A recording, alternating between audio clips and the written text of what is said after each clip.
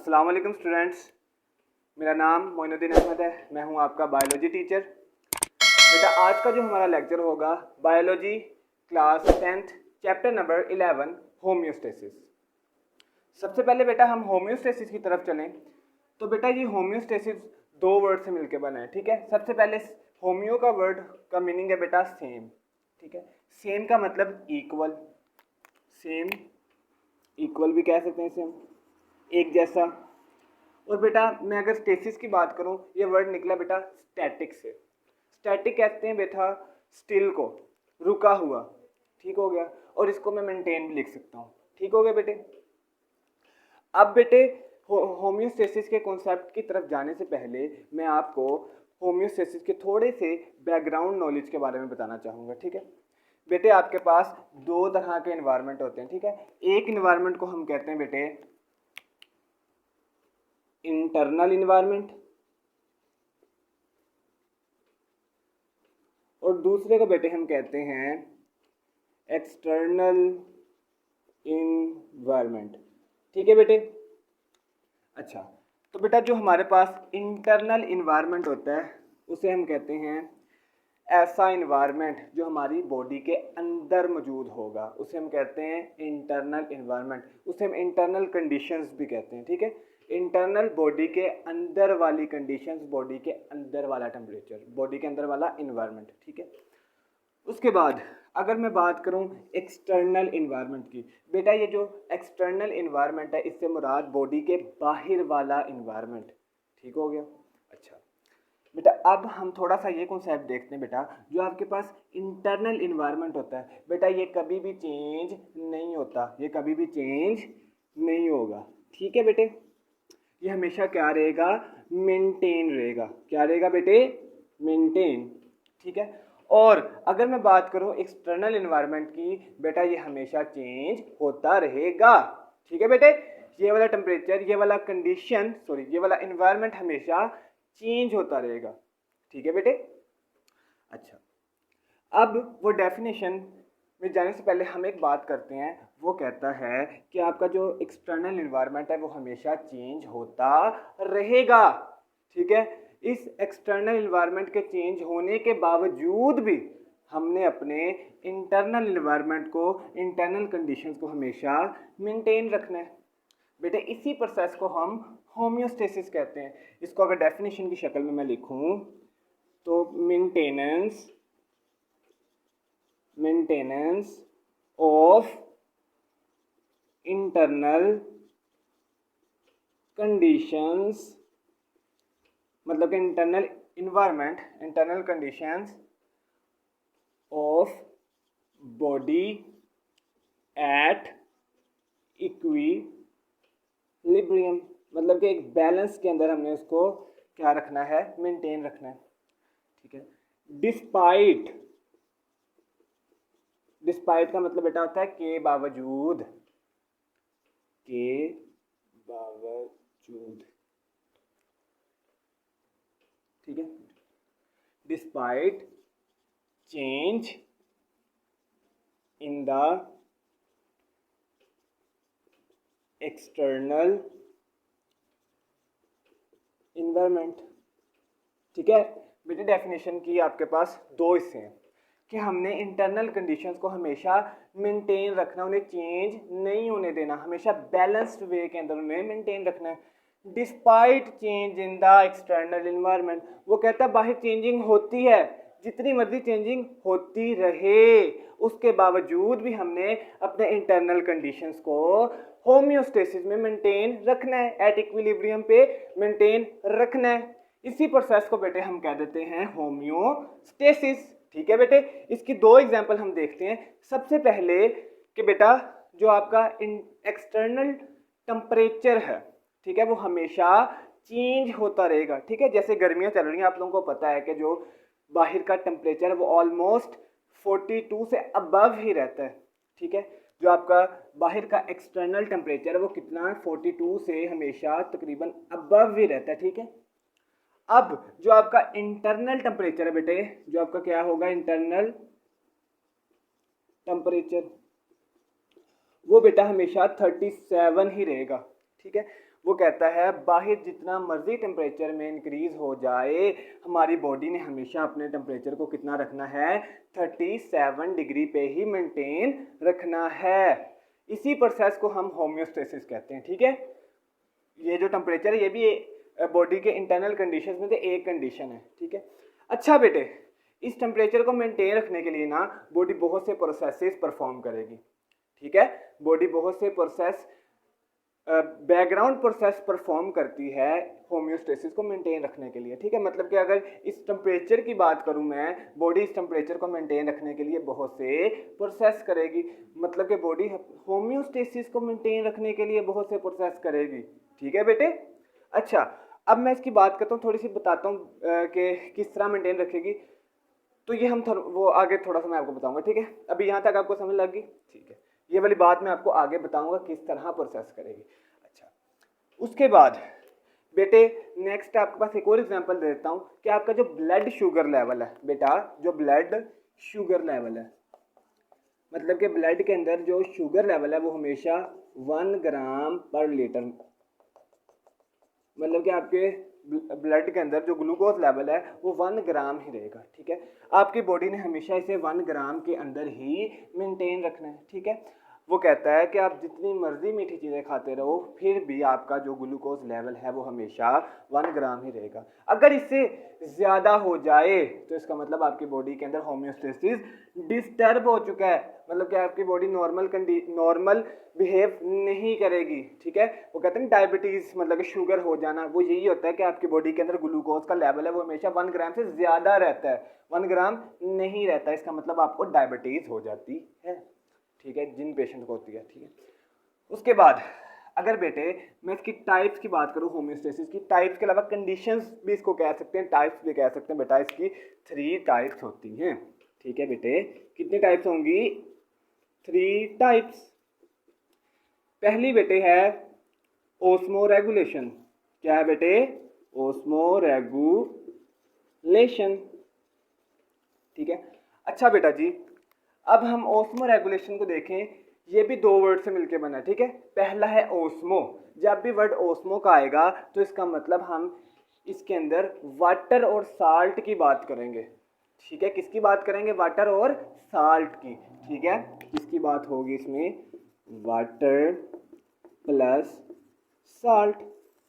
अब रेगुलेशन का जो वर्ड है ये निकला बेटा रेगुलेट से। रेगुलेशन का मतलब उसको रेगुलेट करना, रेगुलेट का मतलब उसे मेंटेन करना। अच्छा बेटे, अब इसी से हमें पता लग गया मेंटेन किसे करना है, वाटर और साल्ट को। किसके अंदर मेंटेन करना है, बॉडी के अंदर। ओके, हमने मेंटेन करना है वाटर और साल्ट की कंसंट्रेशन को, मतलब कि उसकी अमाउंट को किसके अंदर, बॉडी के अंदर। अच्छा बेटे, अगर एक बात मैं आपसे कहूँ कि वाटर और साल्ट, पानी और जो नमकियात हैं, ये बॉडी के अंदर किस जगह मौजूद होंगी, तो ये बेटा बॉडी के फ्लूइड के अंदर मौजूद होगी। कहाँ पे, बॉडी फ्लूइड। बॉडी फ्लूइड आपके पास बेटा 2 किस्म के होते हैं, वो बताता हूँ बॉडी फ्लूइड कौन से होते हैं। एक तो आपके पास, चलो बता देता हूँ, ब्लड। ठीक है, ब्लड आपका बॉडी फ्लूइड है, और इंटरस्टिशियल फ्लूइड। इंटरस्टिशियल फ्लूइड मतलब कि जो सेल के बाहर टिश्यूज के दरमियान में जो टेम्परेचर जो आपके पास फ्लूइड होगा उसे हम इंटरस्टिशियल फ्लूइड कहते हैं। लेट्स सपोज ये आपके पास क्या है, सेल है, ये टिश्यू के सेल। अब सेल के बाहर जो फ्लूइड मूव कर रहा होगा उसे हम कहते हैं इंटरस्टिशियल फ्लूइड। ठीक है बेटे, अब इसको डेफिनेशन को प्रॉपर हम लिखते हैं, मेंटेनेंस ऑफ वाटर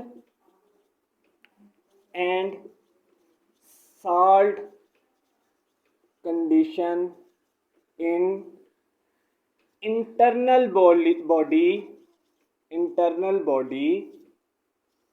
फ्लूइड। ठीक है बेटे, maintenance of the water and salt conditions in the internal body fluid. Internal water and salt concentration, इधर आएगा कंसंट्रेशन बेटे। कंसंट्रेशन से मुराद अमाउंट। ठीक है, कितनी अमाउंट में वाटर और साल्ट को हमने मेंटेन रखना है, ठीक है। Maintenance of the water and salt concentration in internal body fluid. Body fluid आपको बता दिया है, दो किस्म के होते हैं, ब्लड और इंटरस्टिशियल फ्लूइड, ठीक है। अच्छा बेटे, ये आपके पास जो साल्ट और वाटर की कंडीशंस को मेंटेन इस तरह रखा जाता है ओस्मोसिस और डिफ्यूजन के जरिए, ठीक है। ओस्मोसिस होता है आपके पास वाटर की मूवमेंट को हम ओस्मोसिस कहेंगे, ठीक है। और अगर हम सल्यूट मतलब कि साल्ट की मूवमेंट को हम डिफ्यूजन कह देंगे, ठीक है। वो थोड़ा सा आपको आगे जाके हम जैसे जैसे लेक्चर को प्रोसीड करेंगे तो आपको थोड़ा सा इसके बारे में आइडिया होता रहेगा, ठीक है। अच्छा, उसके बाद बेटा जो सेकेंड आपके पास टाइप है वो है थर्मो रेगुलेशन की। Thermo regulation. अच्छा बेटे, ये भी बेटा दो वर्ड से निकला है, ठीक है। Thermo, the word therm describe temperature. जो वर्ड थर्म है ये बेटा किससे निकला है? टेम्परेचर से। बच्चे किससे निकला है? टेम्परेचर से। रेगुलेशन की अगर मैं बात करूं, रेगुलेट करना, मेंटेन करना। अब इसकी डेफिनेशन बेटा आप खुद मुझे बताएंगे क्या होगी? Maintenance of the temperature. कौन सा temperature? Internal body temperature. Okay, clear होगी इस बात, ये बात आपको कि हमने क्या करना है? Maintenance of internal body temperature is called thermo regulation. मतलब कि हमने बॉडी के इंटरनल टेम्परेचर को क्या रखना है? मेंटेन रखना है, ठीक है। अब थोड़ी सी इसकी बात मैं आपको बता दूं कि आपकी बॉडी हमेशा टेम्परेचर को मेंटेन क्यों रखेगी, ठीक है। इसकी रीज़न ये है कि बेटा आपके बॉडी के अंदर बेशुमार मेटाबॉलिक रिएक्शंस हो रहे हैं, ठीक है। क्या हो रहे हैं? बेशुमार मेटाबॉलिक रिएक्शंस। इन मेटाबॉलिक रिएक्शंस को इंजाइम कंट्रोल करें, मतलब कि इंजाइम की वजह से मेटाबॉलिक रिएक्शन परफॉर्म हो रहे हैं, ठीक है। अब अगर इंजाइम नहीं होंगे तो मेटाबॉलिक रिएक्शंस नहीं हो पाएंगे, ठीक है। अब ये इंजाइम्स को वर्क करने के लिए एक ख़ास टेम्परेचर चाहिए, एक ख़ास ऑप्टिमम टेम्परेचर चाहिए, ठीक है। अगर ये टेम्परेचर ज़्यादा हो जाता है तो ये इंजाइम काम नहीं कर पाएंगे, तो मेटाबॉलिक रिएक्शन नहीं हो पाएगा, ठीक है। अगर मैं बात करूं ऑप्टिमम टेम्परेचर की, वो 37 डिग्री सेल्सियस है इंजाइम का ऑप्टिमम टेम्परेचर। अगर इस टेम्परेचर से ज़्यादा टेम्परेचर बॉडी को मिलता है, मतलब कि बॉडी होम्योस्टेसिस नहीं मेंटेन रख पा रही, बॉडी थर्मो रेगुलेशन मेंटेन नहीं रख पा रही, तो इसका मतलब इंजाइम्स डीनेचर हो जाएंगे। इंजाइम डीनेचर हो जाएंगे तो इसका मतलब कि मेटाबॉलिक रिएक्शन डिस्टर्ब हो जाएगा। मेटाबॉलिक रिएक्शन डिस्टर्ब होगा तो इसका मतलब हम बीमार हो जाएंगे, ठीक है। अच्छा, उसके बाद बेटे मैं आपको बात करूं थर्ड टाइप की, वो है एक्सक्रीशन। बेटा ये जो वर्ड एक्सक्रीशन है इसका लिटरल मीनिंग आपको बहुत अच्छी तरह से पता है। ये एक्सक्रीशन का मतलब होता है एक्सक्रीट करना। एक्सक्रीशन निकला है बेटा एक्सक्रीट करने से, ठीक है, एलिमिनेट करना, ठीक है बेटे। एलिमिनेट किसे कहते हैं और एक्सक्रीट किसे कहते हैं? बाहर निकालना, ठीक है। ये बात आप लोगों को बहुत अच्छे तरीके से पता है कि हम किस चीज़ को बाहर निकालते हैं जो हमारे लिए वेस्ट हो, जो हमारे ज़रूरत की चीज़ नहीं होती बेटा, हम उससे ही सिर्फ बॉडी से बाहर निकालते हैं। वैसे भी कोई भी ऐसी चीज़ जो हमारे लिए बेफालतू हो, फालतू हो, उसे हम क्या करते हैं? अपनी ज़िंदगी से या अपने से दूर करते हैं उसे, ठीक हो गया बेटे। बिल्कुल यही चीज़ कि हमने क्या करना है? एलिमिनेट करना है बेटे, एलिमिनेट द मेटाबॉलिक वेस्ट। कौन सा वेस्ट बेटा? Metabolic waste. कहाँ से? From body is called excretion. बेटा मेटाबॉलिक वेस्ट क्या होता है? आपको जिस तरह पता है कि हमारी बॉडी के अंदर बहुत से मेटाबॉलिक रिएक्शंस परफॉर्म हो रहे हैं, ठीक है। इन मेटाबॉलिक रिएक्शंस के नतीजे में एक वेस्ट भी प्रोड्यूस होता है। उस वेस्ट को हम कहते हैं मेटाबॉलिक वेस्ट। ठीक है, अगर ये मेटाबॉलिक वेस्ट हमारी बॉडी के अंदर जमा होता रहेगा तो ये हमारी बॉडी के लिए नुकसानदेह है। ठीक है, मतलब कि वो हमारी होम्योस्टेसिस को डिस्टर्ब कर देगा, हमारी बॉडी की नॉर्मल कंडीशंस को डिस्टर्ब कर देगा। इस वजह से हमें इस मेटाबॉलिक वेस्ट को, ये मेटाबॉलिक वेस्ट को हम नाइट्रोजीनियस वेस्ट भी कहते हैं। ठीक है, हमें इस मेटाबॉलिक वेस्ट को बॉडी से वक्त बाय वक्त क्या करना होता है, इसे निकालना होता है। टाइम बाय टाइम हम इसको निकालते रहते हैं। ठीक है, हम एलिमिनेट करते हैं मेटाबॉलिक वेस्ट को, जिसकी वजह से आपके पास जो होम्योस्टेसिस है वो मेंटेन हो जाती है। ठीक है, आपको आज मैंने होम्योस्टेसिस का कॉन्सेप्ट बताया, उसके बाद मैंने आपको इसकी 3 टाइप्स बता दी, ऑस्मो रेगुलेशन, उसके बाद थर्मो रेगुलेशन, फिर एक्सक्रीशन। बेटा इन तीनों प्रोसेस को मेंटेन रखते हुए बॉडी होम्योस्टेसिस को मेंटेन रखती है। इन 3 टाइप्स को, इन 3 कंडीशंस को मेंटेन रखते हुए बॉडी होम्योस्टेसिस को मेंटेन रखेगी।